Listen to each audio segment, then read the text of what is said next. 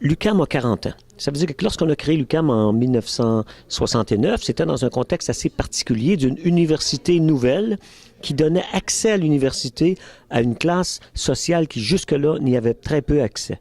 Si on compare avec l'Université de Montréal, qui était l'université traditionnelle, donc de classe bourgeoise, il faut bien comprendre qu'attaquer l'UQAM aujourd'hui, c'est non pas attaquer uniquement les professeurs, c'est surtout aussi attaquer une certaine classe de gens qui ont accès, quand on parle d'accessibilité à l'université, les représentants chez les francophones, il y en a un, c'est le réseau de l'Université du Québec.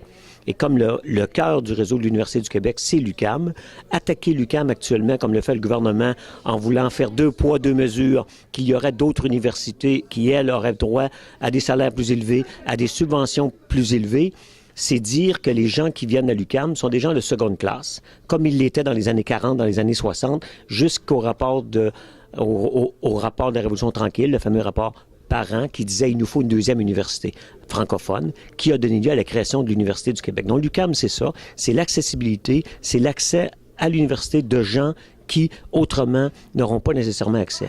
Mais il ne faut pas penser non plus que l'Université du Québec à Montréal, c'est aujourd'hui ce qu'elle était il y a 40 ans.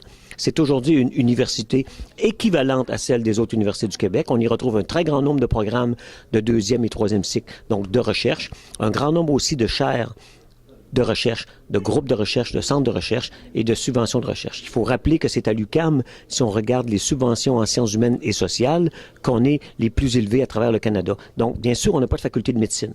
Il faut peut-être se demander aussi si le gouvernement négocie mieux avec des universités qui ont des facultés de médecine, parce que les médecins sont habitués de faire des pressions et donc sont d'une classe souvent qui est la même origine que les ministres et donc ont des réseaux sociaux plus développés que des universités plus nouvelles. On pense à l'UQAM, mais on pourrait de façon similaire ensuite penser à l'université Concordia, qui avait été créée un peu dans la même époque, mais pour le côté des anglophones, une accessibilité. Donc, c'est ça un peu l'enjeu. C'est de ne pas tenter de faire de l'UQAM ce qu'elle n'est pas. L'UQAM n'est pas une université de second ordre. L'UQAM est au niveau de la recherche comparable aux autres universités. Elle doit donc avoir des salaires comparables, des conditions de travail comparables, et la tâche des professeurs, comme l'a montré très bien le rapport de Aon, elle est comparable. Donc, ce n'est pas vrai, contrairement à la mythologie, qu'à l'UQAM, la tâche des professeurs est inférieure à celle des autres universités. Si un rapport d'Aon payé par l'université et indirectement commandé par le gouvernement dit que notre tâche est comparable, il faut toujours même pas s'imaginer que c'est nous qui inventons les faits. Pour une fois qu'un rapport d'une firme privée